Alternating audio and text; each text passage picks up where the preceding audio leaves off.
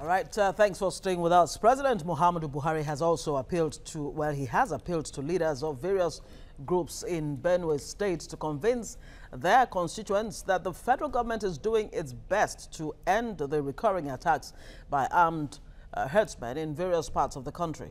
Now, responding to remarks by various stakeholders during a town hall meeting in Government House in Makudi on Monday, the president also urged them to show restraint and allow the security agencies to handle the untenable situation. Now, President Buhari said he was not in the habit of publicly rebuking his appointees as many would desire, but that he'd prefer to quietly read the riot act as he did to the Inspector General of Police when the Benue attacks began. Now, on other issues, President Buhari said his administration would continue to empower farmers with loans by the Central Bank of Nigeria. He also expressed delight that the agricultural policy of his administration has led to 90% reduction in rice importation. As a matter of fact, he called on Benue people to up their game in the area of rice production, you know, talking about the achievements so far. But with the crisis going on there, how realistic is that? The farmers have been on a disadvantage ever since. At the receiving end. Yeah. Well, we have a public affairs analyst, Terence Kwanum, who's joining us via Skype from Benue State. Good morning. Good to have you on the show. Thanks for having me. Yes, indeed. Of course, we still have Charles Ideho, a journalist and public affairs analyst with us. Of course, he started the show with us. Good to have you join us on this one. Right. All right, so many things coming out from President Buhari's visit. Terence, this question is to you. Well, this visit comes 10 weeks after the January 1 killings in Logo and Guma, of course.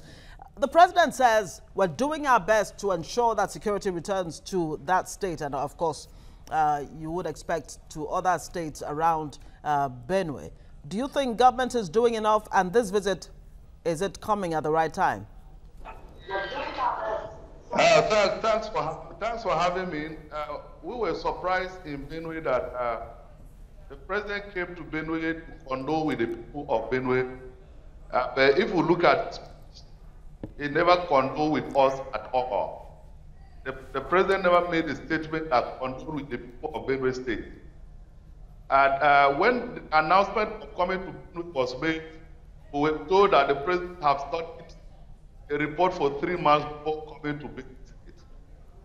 But when the president came to Benue, we even realized that he was not aware of some things that were taking place in Benue.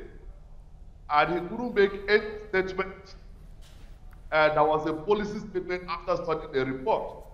So the whole thing became a confusion of whether the president came as a jamboree or actually to condole with the people of Benue.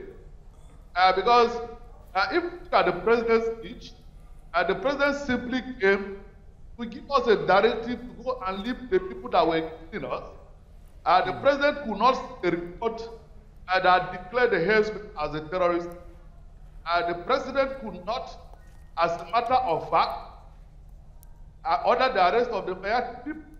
So as long as we are concerned in Benue, what the president came to Benue to do was the jamboree, maybe to satisfy agitations by Nigerians and the international community. Because if you, as the president, have studied the report where I kill your citizens 3 months, and then you cannot come and make a policy statement that will end the killing.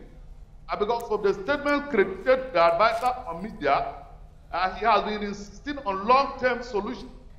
So we expected that the president coming after 3 months to Benue was to come and give us the long-term solution to the crisis. But rather the president came to Benue and came with an advice that our people should go and advise our people and give them confidence. I was doing something about it. So as a whole in Benue, we feel that was the jamboree, and that was not what we expected from the president. All right, let me stay with you, Terence, before we come to Charles here. We know that the people of Logo and the people of Guma and then Opoku local government that had killings recently were people who were most affected by this issue. Did the president visit any of those local governments apart from the IDP camp in Bajimba that he went? No, that is, he didn't go to Bajima. That is another strange thing that happened. The president itinerary that we got before he came to Benue was to go to the paramount ruler, the chairman of Benue State Council of Chiefs in Boko, and pay a visit, a condolence visit to him. The president was to go to Bajimba and visit one of the IDP camps. And mid-air, the president changed his itinerary without an explanation to Nigerians.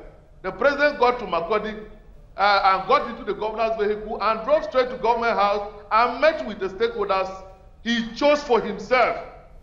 Because the president even refused the government of Benue State and the people of Benue State to choose stakeholders and even pressmen to go and address. He brought people from Abuja that came and selected the people he wanted to see in Benue, and he discussed with them and left. Charles Ideho. Yes. A lot of scandals now. Look, it's not only the farmers that are the receiving end of these killings. Fulani herdsmen too have been killed, cows killed, you know, and all of that. Nobody seems to be saying anything about that. Isn't that why dialogue really should be the way out? Yeah, that's what I'm saying. The dialogue we're talking about is that you have the president. I mean, in his wisdom, called some of the stakeholders at that statement of Benue State. Good idea.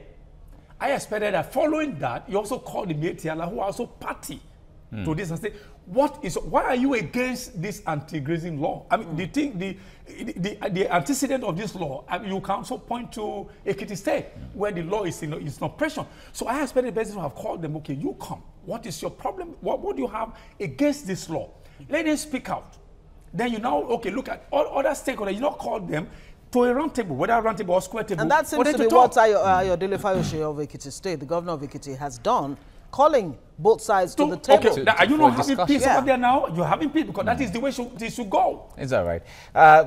Terence, let me come back to you on this. With the reports credited to Governor of Benue State, Governor Tom was calling on the president to transform or translate the exercise IEM Kwatuma to operation. Now, to expand it. To expand it. Now, make us understand what is the difference between it being an exercise and it being an operation. When the IEM Kwatuma was announced to Nigerians, it was announced as an operation to come and wipe away the killings in Benue. Now, when they came on the day of launching, the Chief of Army Staff announced that it was an exercise and not an operation, that they have only come to familiarize with the civil society in the area. And then we became shocked as a people in Benue because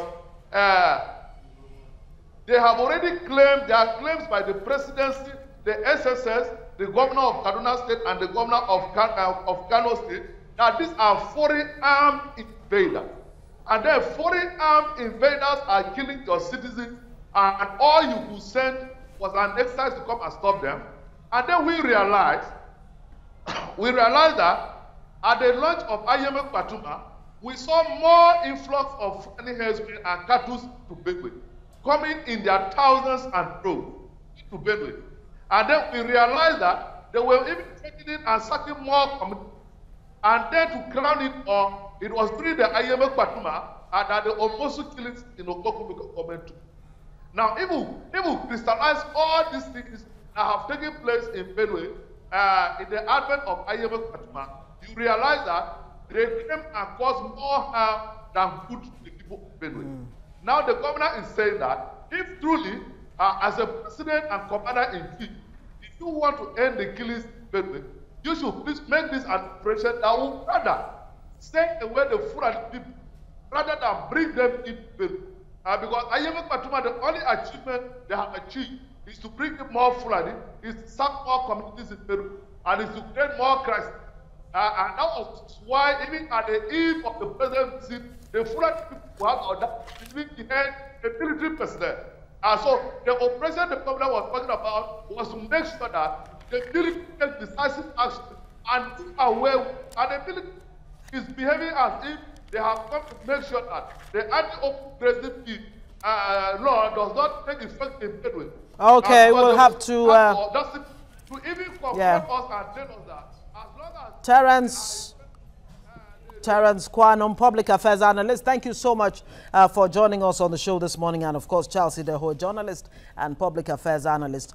President Buhari's message, of course, to the people of Benue is, you know, just be accommodating of your neighbors and all of that. We hope that can really happen. The relationship has endured over centuries. So we need to build upon it and see how this brotherliness can forge a relationship that will take us from this level. Thank you very much. Thank you very much, Charles, for joining us. And Terence Kwanum joining us from Makurdi. Thank you so much.